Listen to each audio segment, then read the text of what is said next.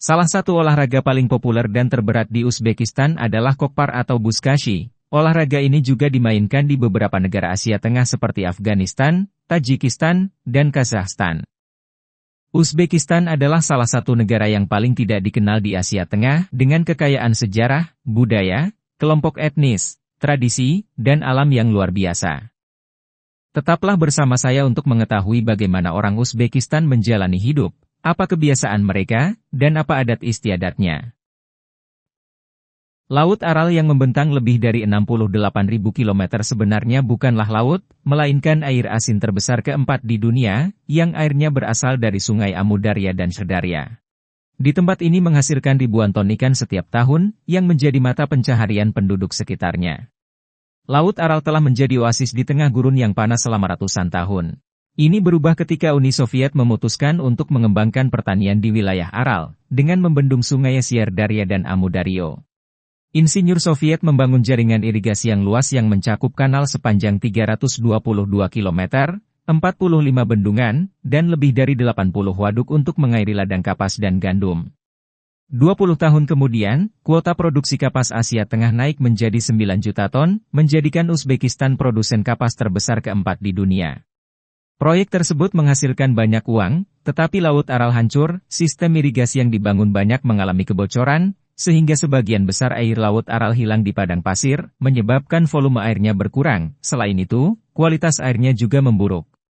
Produksi kapas melepaskan pestisida, karsinogen, dan mineral beracun seperti natrium sulfat dan magnesium klorida, yang mencemari perairan Laut Aral. Berkurangnya volume air meningkatkan salinitas. Jika salinitas normal air laut adalah 35 gram per liter air, maka salinitas Laut Aral bisa menjadi 376 gram per liter air.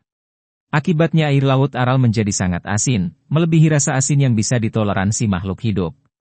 Ekosistem Laut Aral rusak, ikan dan hewan serta tumbuhan di sekitarnya mati, menyebabkan banyak warga kehilangan mata pencaharian. Penurunan jumlah air di Laut Aral terus berlanjut hingga Laut Aral benar-benar kering. Pada tahun 2009, yang tersisa hanyalah bangkai kapal yang pernah menjadi saksi kemegahan Laut Aral. Mata uang Uzbekistan adalah som Uzbekistan.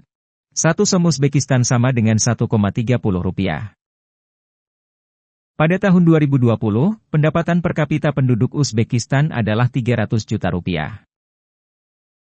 Wilayah Uzbekistan, yang dihuni sekitar 35 juta orang, dengan luas sekitar 448.978 km persegi, yang sebagian besar terdiri dari gurun. Gurun Kisilkum adalah padang pasir terbesar ke-16 di dunia, namanya berarti pasir merah dalam bahasa Turkik. Gurun ini terletak di Asia Tengah di antara sungai Amu Darya dan Shardarya, suatu daerah yang dulu dikenal sebagai Sogdiana atau Transoxiana. Di Gurun Kayzetelkum terdapat bangunan langka yang berusia lebih dari 1000 tahun, yang disebut Ayaskala yang berarti benteng yang dingin. Hal ini dapat kita buktikan dengan menyentuh tumpukan batu pada benteng ini. Di bawah teriknya matahari siang bersuhu 42 derajat Celcius, bebatuan ini terasa dingin. Uzbekistan telah lama terisolasi dari dunia karena lokasinya di wilayah pegunungan dan gurun. Hal inilah yang menjadi salah satu alasan Uzbekistan begitu menarik untuk diketahui. Selama era Soviet, Uzbekistan ditutup untuk pariwisata internasional, yang membuatnya sulit untuk dikenal oleh dunia. Namun, dalam beberapa tahun terakhir, Uzbekistan mulai terbuka bagi orang-orang dari negara lain untuk mengetahui tentang kota bersejarah, destinasi alam, dan budayanya. Ada 7 negara di Asia Tengah dengan akhiran stan, yaitu Afghanistan, Kazakhstan, Kirgistan, Pakistan, Tajikistan, Turkmenistan, dan Uzbekistan. Stan berarti tempat, oleh karena itu, Uzbekistan berarti tempat orang Uzbek.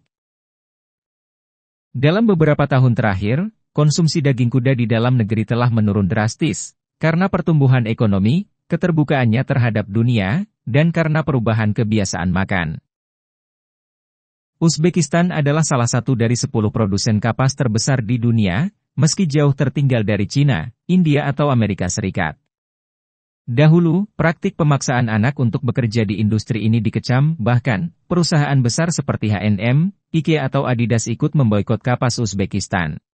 Pada tahun 2022 kampanye boikot telah berakhir, Organisasi Perburuhan Internasional mengumumkan bahwa kapas Uzbekistan bebas dari kerja paksa. Hidangan tradisional Uzbekistan adalah pilaf atau plov. Hidangan ini terdiri dari nasi, wortel, bawang bombay, dan potongan daging domba. Hidangan khas Uzbek lainnya adalah lakman, yaitu sup kental yang terbuat dari mie dan daging, dan somsa, yaitu empanada yang diisi dengan daging cincang dan rempah-rempah. Roti sangat digemari di Uzbekistan, digunakan untuk menemani makan apapun. Roti tradisionalnya berbentuk pipih dan bulat dan selalu dipecahkan dengan tangan. Ini adalah Poikalan, terletak di kota Bukhara di Uzbekistan. Kemegahan bangunan keagamaan ini sangat mengesankan Genghis Khan. Bukhara dianggap sebagai kota tersuci di Asia Tengah karena merupakan landasan fundamental bagi teologi Islam. Lebih dari 90% orang Uzbek adalah Muslim, meskipun republiknya sekuler, artinya negara tidak bergantung pada organisasi keagamaan. Di sini ada lebih dari 10 agama yang berbeda, dan umumnya memiliki toleransi beragama yang tinggi. Selain itu, terdapat juga Masjid Bibi Hanum, yang berada di Samarkand. Saking besarnya, pengerjaannya membutuhkan 500 pekerja, 200 arsitek, dan 95 gajah India untuk menyelesaikannya. Sejak dibangun pada abad ke-15, merupakan salah satu masjid terpenting di dunia Islam dan di Asia Tengah. Tempat yang paling banyak dikunjungi dan terkenal di Samarkand adalah Registan, yang artinya tempat pasir. Di tempat ini pengumuman kerajaan dibuat atau tempat penjahat dihukum. Tempat lain yang harus dilihat di Samarkand adalah Gure Amir, yaitu makam Tamerlane, penakluk Turko-Mongol. Makam ini terlihat mengesankan di luar, tetapi di dalamnya jauh lebih mengesankan. Samarkand adalah kota terbesar kedua di negara ini, merupakan salah satu kota tertua yang masih dihuni, diperkirakan didirikan antara abad ke-7 sebelum Masehi. Tashkent, ibu kota negara Uzbekistan, adalah kota dengan populasi terbesar di Asia Tengah, dengan sekitar 3 juta jiwa. Namanya berasal dari Tashkent Turkmen, yang diterjemahkan sebagai kota batu. Musim panas di Tashkent lebih panjang, berlangsung dari Mei hingga September, dan cuacanya bisa sangat panas, dengan suhu setinggi 45 derajat Celcius. Sedangkan di musim dingin biasanya turun salju, suhu minimumnya jatuh pada bulan Desember dan Januari, yaitu di bawah minus 20 derajat Celcius.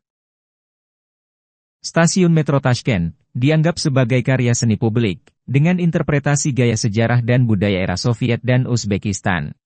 Stasiun ini merupakan salah satu kereta bawah tanah yang paling indah secara visual di dunia. Uzbek adalah kelompok etnis terbesar di negara itu, diikuti oleh Tajik, Kazakh, Tatar, Rusia, dan Karakalpak. Mereka berbicara bahasa Uzbek, bahasa Turki, dan memiliki warisan budaya yang kaya, terkenal dengan kerajinan tradisional, musik, dan masakan mereka. Secara historis, mayoritas orang Uzbek adalah Muslim, dengan populasi minoritas yang signifikan dari kepercayaan agama lain, termasuk Kristen dan Yudaisme. Saat ini, orang Uzbek biasanya memilih pasangannya sendiri, tetapi tradisi perjodohan masih ada hingga saat ini, terutama di daerah pedesaan. Upacara pernikahan atau nikoh tui, sangat khas dan penuh warna. Pengantin mengenakan pakaian yang disebut sarpo, semacam jubah lebar yang mewah, dengan banyak renda emas, hiasan kepala, dan sepatu. Pada malam pernikahan, ritual tebusan mempelai wanita dilakukan, di mana bibi mempelai wanita menyembunyikannya di balik tirai, dan mempelai pria harus membayar tebusan simbolis, untuk mendapatkan akses kepadanya, dan membebaskannya dari kurungannya. Ada sekitar 1 juta orang Kazakh di Uzbekistan, keturunan suku Mongolia dan Turko-Mongolia. Mereka dikenal dengan gaya hidup nomaden, musik dan tarian tradisional, dan keterampilan menunggang kuda. Kelompok etnis minoritas lainnya adalah Hui, yang berasal dari Tiongkok. Mereka berbicara bahasa Cina, dengan beberapa frasa dalam bahasa Arab dan Persia. Jika Anda mencari cara yang sangat nyaman untuk berkeliling Uzbekistan, Orient Silk Road Express adalah pilihan yang sangat baik. Di kereta ini Anda dapat mengunjungi kota-kota terpenting dan situs bersejarah yang menarik di sepanjang jalur sutra Asia Tengah, seperti Tashkent, Samarkand, Khiva, dan Bukhara. Pakaian tradisional wanita Uzbekistan adalah gaun halus seperti tunik yang disebut Han Atlas, yang dikenakan dengan celana lebar. Beshik Tui adalah upacara kuno yang telah dilestarikan dalam budaya Uzbekistan sejak dahulu kala, dirayakan pada hari ke-40 setelah kelahiran bayi. Kerabat ibu membawa beshik, yaitu buayan berornamen, pakaian, dan barang-barang untuk bayi yang baru lahir. Pertunjukan penari tali sangat populer dan tradisi ini bertahan hingga saat ini, karena diturunkan dari generasi ke generasi, pertunjukan ini membutuhkan stamina, kelincahan, dan kekuatan. Para penari tali dikenal dengan sebutan darbos. Pertunjukan ini tidak menggunakan jaring pengaman, dan tinggi tali berkisar antara 4 hingga 50 meter. Uzbek merayakan Tahun Baru pada 1 Januari dengan perayaan yang disebut Yangyil, di mana mereka menghias pohon dan bertukar hadiah. Selama perayaan, mereka biasanya bernyanyi dan mendengarkan musik tradisional sambil makan malam, dan lagu kebangsaan dinyanyikan pada tengah malam. Kurash yang berarti mencapai tujuan dengan cara yang adil, adalah sejenis gulat tradisional yang secara resmi termasuk dalam permainan non-olimpiade dunia, dan didukung oleh UNESCO. Pertarungan semacam ini telah ada sekitar 3.000 tahun yang lalu. Di Uzbekistan, jangan menyapa dengan berjabat tangan dengan wanita, sebab berjabat tangan hanya dapat diterima di antara laki-laki.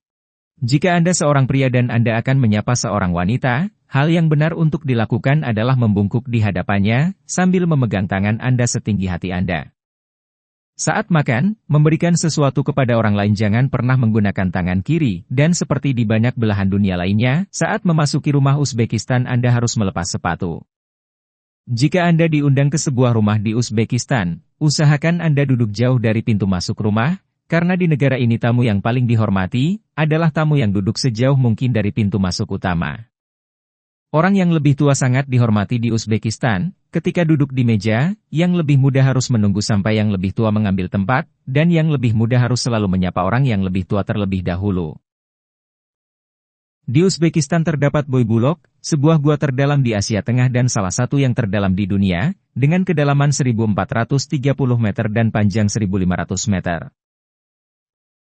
Shahrisabz adalah salah satu kota tertua di Silk Road, memiliki beberapa monumen yang masuk dalam daftar warisan dunia, dan salah satu pemandangannya yang paling terkenal adalah lengkungan gerbang Istana Kasaray, satu-satunya sisa istana yang dibangun untuk Amir Timur.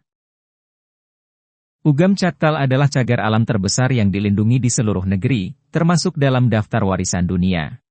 Sebagian besar taman ini terbuka untuk pengunjung dan Anda dapat pergi ke sana untuk kegiatan seperti ski, arung jeram, dan hiking di musim dingin.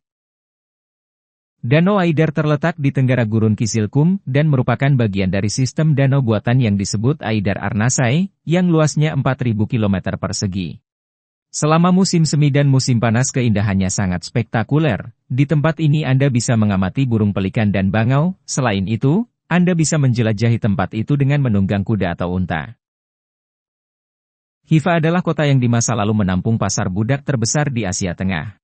Tempat yang paling terkenal adalah Menara Kaltaminor, yang menonjol karena pendek dan tebal, tidak seperti kebanyakan menara yang tinggi dan kurus. Di kota Nurota terdapat tempat yang sangat menarik, seperti Benteng Alexander Agung dan petroglif Zulkarnain, yang berasal dari zaman perunggu. Di bawah benteng terdapat mata air Chatham. Konon di sini adalah tempat menantu Nabi Muhammad, menancapkan tongkatnya ke tanah, dan berkat airnya yang kaya mineral tempat ini penuh dengan ikan trout. Di Gurun Kisilkum terdapat ladang emas Muruntau, dengan tambang emas lubang terbuka terbesar di dunia, dengan produksi yang diyakini mencapai 2 juta ons per tahun, dan emas yang dihasilkan memberikan 44% dari pendapatan negara. Apakah Anda pernah mengunjungi tempat ini? Apa yang Anda suka dan tidak Anda sukai? Bagikan pengalaman Anda, agar semakin banyak orang mengetahui tentang Uzbekistan.